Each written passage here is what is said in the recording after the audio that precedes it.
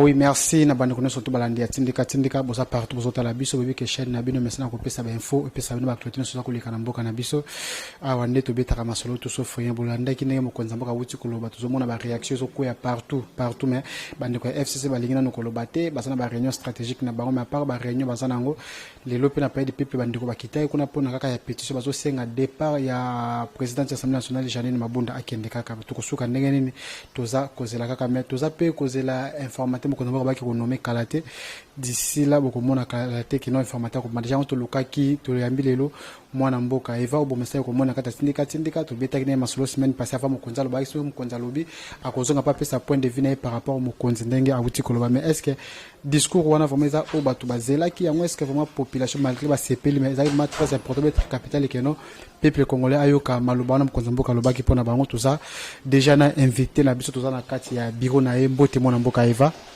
mbote ndeko nanga tindika na mesami ko bien tindika po ezali site oyo ezali kolo diffuser d'informations en temps réel actualité oyo na kati mboka na biso et puis les arrêts mingi po nanga à chaque fois qu'on répondre na rendez-vous na bino liboso micro pour recevoir na internet nyonso oyo balanda na biso.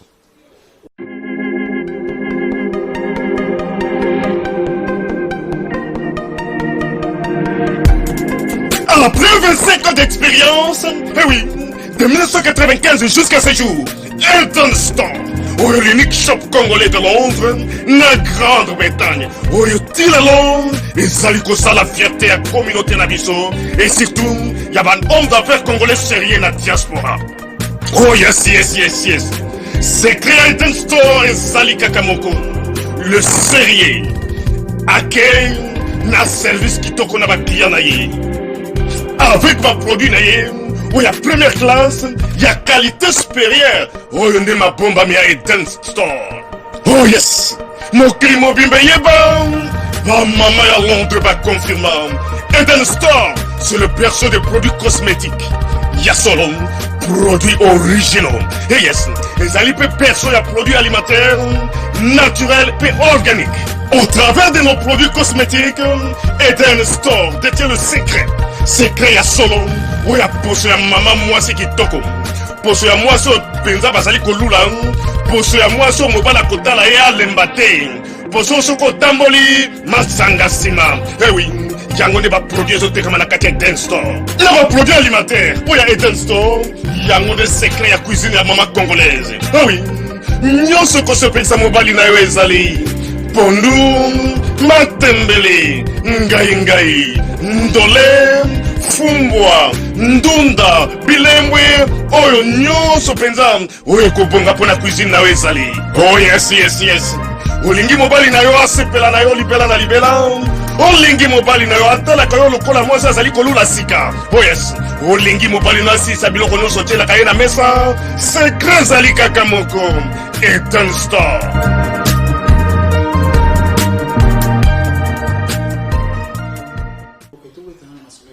Discours mkonza mboka tumoni polémique ya makasi na discours wana mais bana mboka ba sepeli partout na ibiti place pe ou les kaki place ozalaki omona ki réaction ba congolais ndeni yomo peta be peuple congolais. Non, ce qui peuple va sepeli c'est parce que chef de l'État a répondre na bosenga na bango. C'est parce que au moins pour une fois na kati mboka oyo le peuple congolais bazui chef de l'État oyo azako yo kapé a ko salela au peuple azoloba. J'espère que tant que Mokonza Mboka Félix Antoine Tshisekedi azwara bokonzi nae bayembela kaye Félix Kobo Sanate Papa Lobaki le peuple d'abord. Et voilà le rendez-vous, le grand rendez-vous, il y a réponse ezaraka le peuple d'abord et assalé le peuple. Aujourd'hui discours à chef de l'État, le chef de l'État n'a fait que brosser ko pesa biso rapport ya oyo nyonso batu oyo yé a consulter qui va vanda ko yebisaye par rapport ya tel point. Au moins que non seulement du côté politique, côté administratif, côté culturel, côté social, côté économique, fiscal, tout ça, dans le discours on a le chef de l'État a salué point moko o epende celle qui contre rendu moko peuple à CPL nayango. Mais bien sûr, bien que ça maman la likamozara au peuple vanda ozana suka, na komona le chef de l'État le pique noté dans l'urgence azako nommé informateur, peu formateur, il y a gouvernement, il y a union nationale Mais chef de l'État a renvoyé en majorité aux majorité parlementaire. Voilà un peu ce que moi je peux dire dans le discours wana et le pourquoi lobby nabarter nyonso ya ville Kinshasa pe ya République Mobimba batu basepelaki batu babandaki ko baklaxonaki ba monsieur ezali ba feti pona bango. Moi je vis dans ba terrasse mususu image kuto epa nanga ezali batu kuto bazomela ya des gens au ba pesa ki batu ba masanga gratuitement ba mela pona par rapport à discours wana. C'est vraiment un discours d'un homme d'État, un homme politique, un homme engagé. C'est un discours très engagé et très courageux du chef de l'État. Na courage au azui. Les lois dans le monde yemora le biango à haute voix divorce entre famille naie cash na FCC et ça consommé n'enga loba kiango par rapport ya makambo nyonso oyo et salemaki. Alors il ne pouvait plus que ko pesa batu oyo a pesa ki hier na discours nae. Mais déjà au moment où on a FCC déjà bazar de l'Ambassade Mboka bazali ka c'est ne qui ba souka Mboka pour ça native na ko respecter ba portée makabala ba bani ko rappeler tout accord à Genève ba kiti na Nairobi y na Kamere ya ba kiti suna ba FCC cash ba bi ata mais attendez ndeko nanga ce qui le lo Félix Antoine Tshisekedi Tshilombo à réagir bango ne ba pousser à réagir.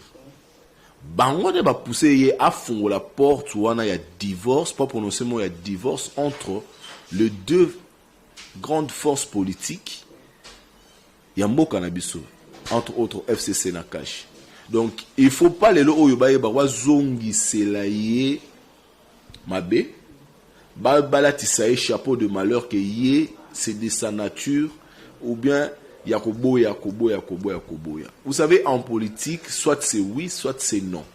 On passe par des négociations, ce qui est simbité et carrément, bon, ça les ruptures.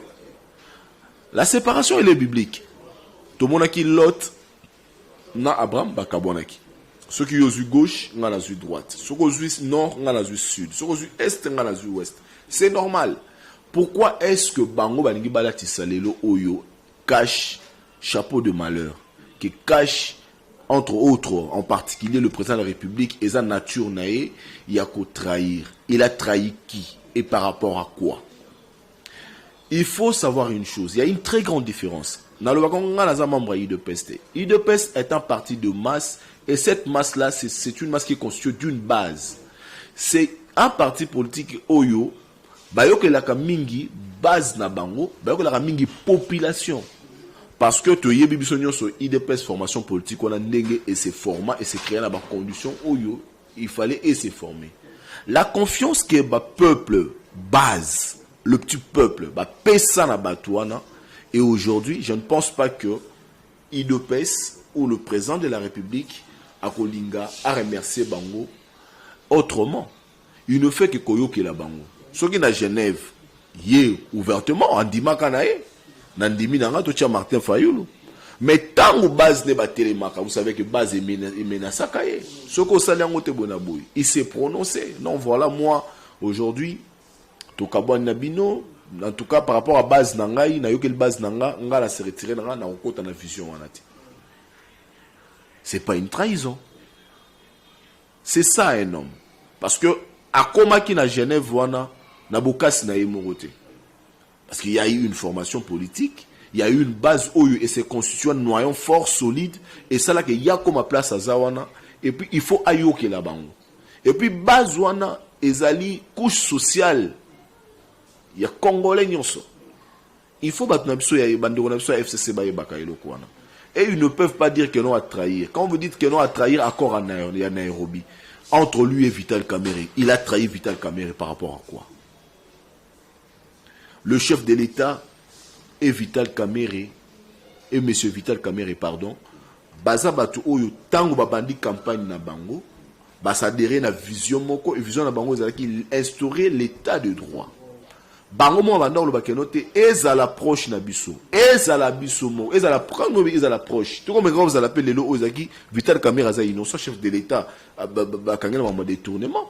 Vital Kamerhe a la justice, c'est ça là. Parce que pour avoir un état de droit dans ces pays, il faut laisser librement l'appareil judiciaire et ça, exercer Moussa Lango comme il se doit. C'est ce que le chef de l'État a fait. FCC, balingaka toujours, balatissa, Mokonzamboka, chapeau de malheur, wana, oyoye, il n'a rien à voir, ni de loin, ni de près, dans la justice, c'est Vital Kamerhe. Ça, on le sait très bien. Et aujourd'hui, na bango moko, ce qui est le chef de l'État a commis. Mais, ndekonanga, yo somona wapi boza nandaku boza wana, mama, alobaka ka cessé, aleka ka lobaka ka cessé marabamba ya papa ya mabe. Yo okanisi ke papa rotika ka bongo. Papa un jour a hotel ma décision. Ah, te c'est que moi suis à moi si mabe. To mobali aza mobali mabe na sa nini, na boyi na ngaye, to ka bona biso pratika na kimia. Et c'est ce que lui et puis il faut voir on a discours on a chef de l'État exclure bangoté.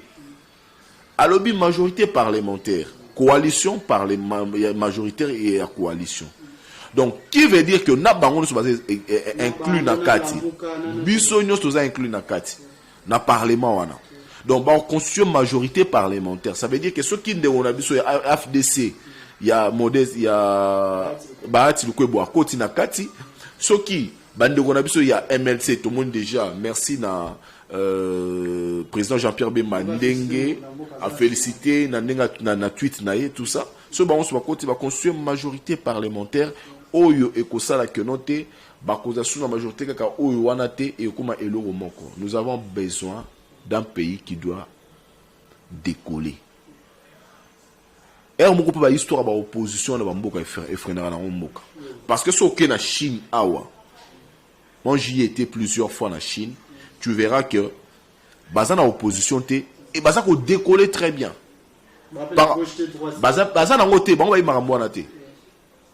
Je pense que Moutoumor a l'opposition qu'on a répondu peuple écoute de lui on est tous à boy.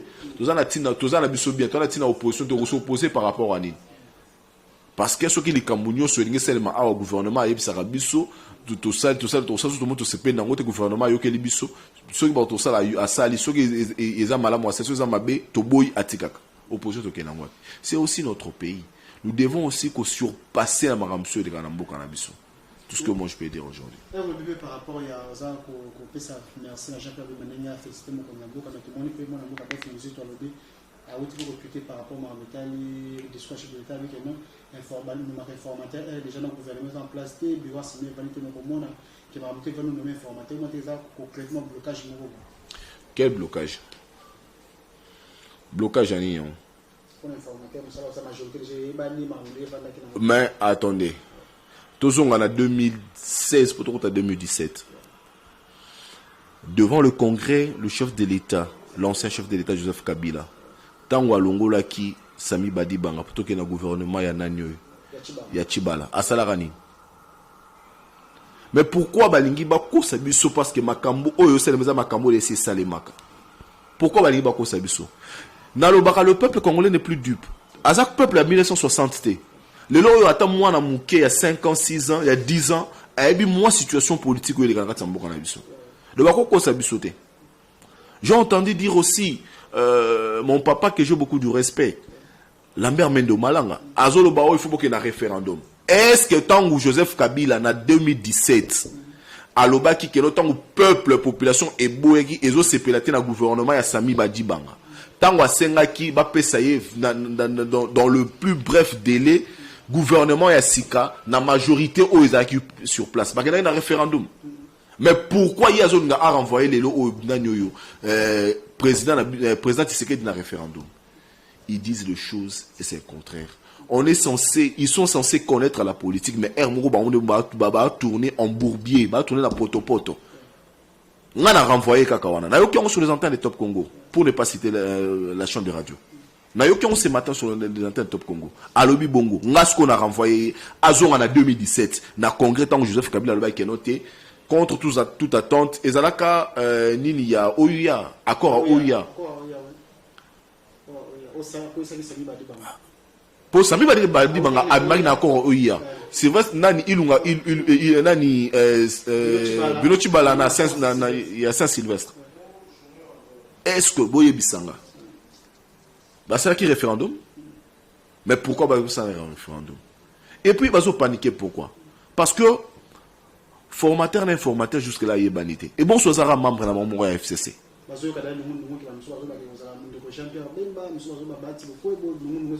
Dans ces pays ici, mais ceux qui ont la Jean-Pierre Bemba, ceux qui ont la Bahati Lukwebo, nous avons travail d'intérêt général, il y a Mboka. On ne cherche pas à travailler pour tierce personne.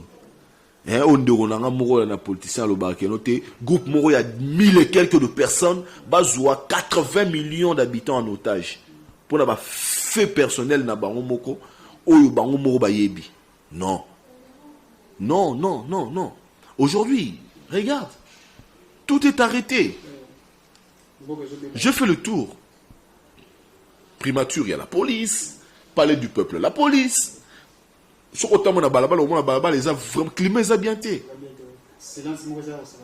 Donc moi, franche, parti à Batumoro Boye, bah on a encore 80 millions de Congolais en otage pour Bango, bah on a besoin que bah on a cortège. On a cortège entre le monde à OK, de temps où quand il y a un kati, moi c'est na que somba nae, matembele na zando. À quel cortège?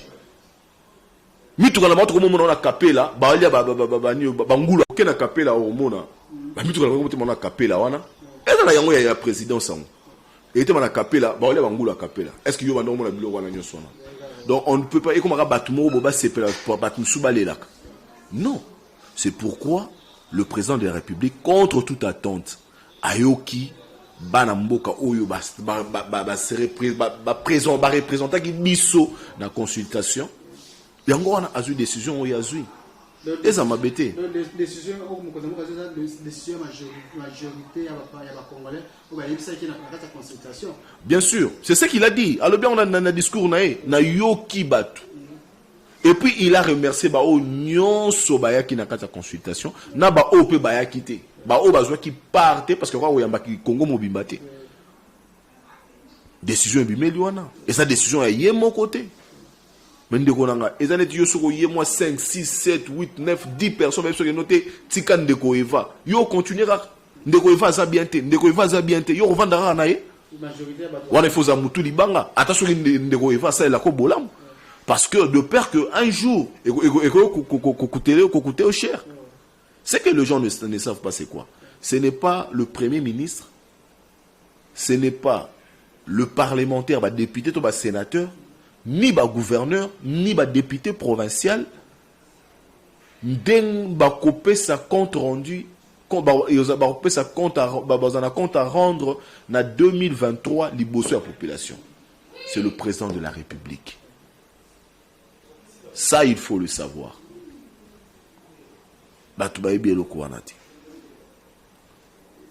Et puis bango so basali nungu na bango etali bango hein. Vous avez la réunion, on va penser à la déclaration canadienne. Mais déclaration na bango ils en ont reconnu ba reconnaître ezara qui to reconnaître té makambuya lobby on rejette en bloc violation de la constitution et tout.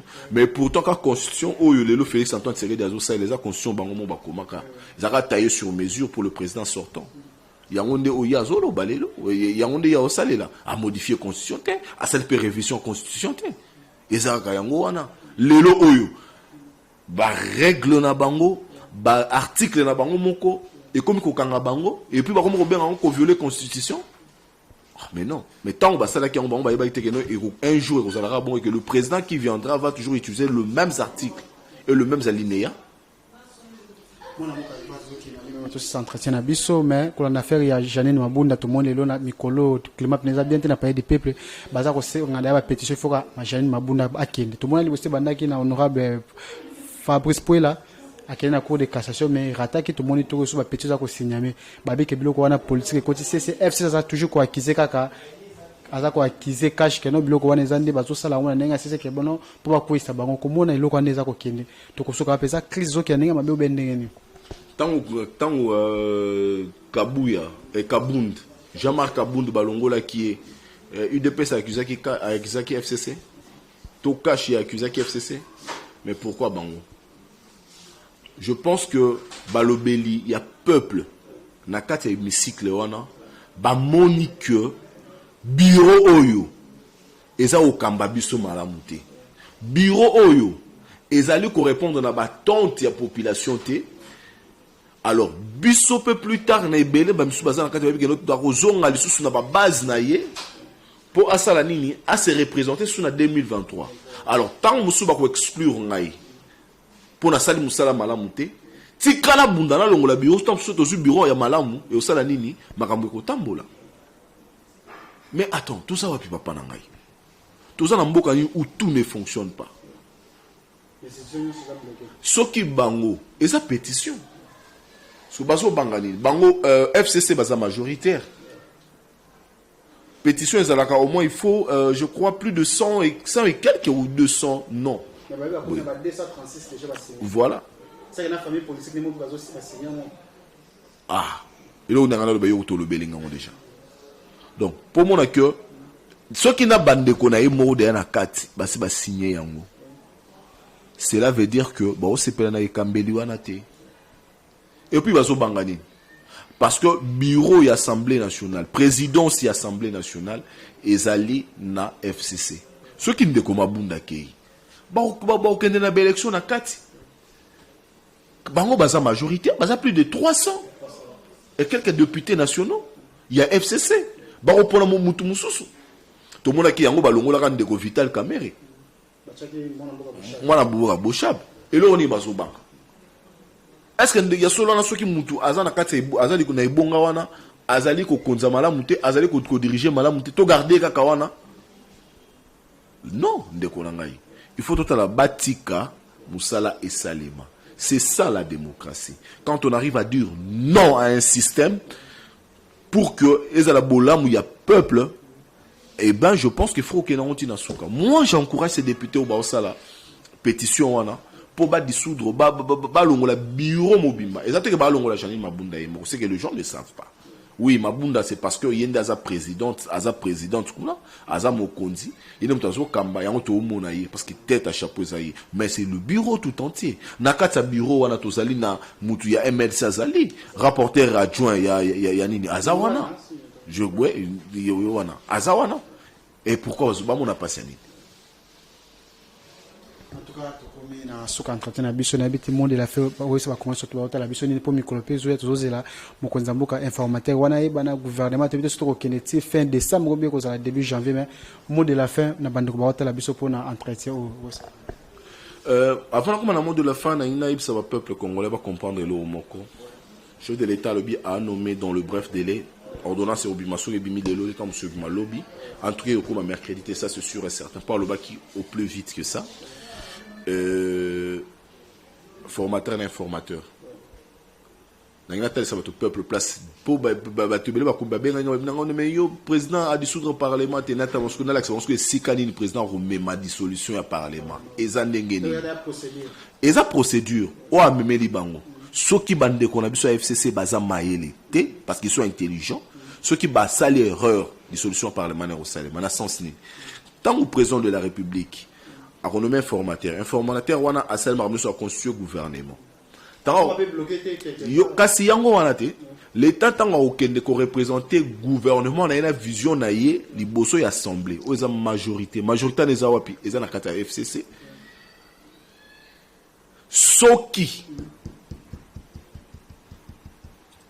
majorité parlementaire wana basali bloc ba bloquer gouvernement qui va valider bangote ba investir bangote c'est en ce moment là le chef de l'état a osala nini a dissoudre le parlement il y aura le bail qui est noté en cas de bloc persistant je reviendrai à vous la population pour vous passer en majorité mais profond donc le chef de l'état aboya kina la mukane ndeko na biso fait Jacques Chirac a tellement j'ai dissous le parlement te aboye le kwana. Et pour ceux qui disaient que Félix Antoine Tshisekedi a eu politique, maintenant, alors c'est un politique où il y a na pembe na papa na. Le siko le londe alors c'est un discours oyo, alors c'est un politique où il y a pembe na papa na. Aboya ki na nini yo, bilinga na lombango, amemo malembe et puis azome a pousser bango na bambeba. sans le savoir. Donc, nous, pour nos frères du FCC, il faut être très prudent dans les locaux. Si moi j'étais à leur place, na rosala tout pesaraka gouvernement la coalition roya appuie de façon que ekende liboso. Voilà. En tout cas, merci beaucoup Bouti.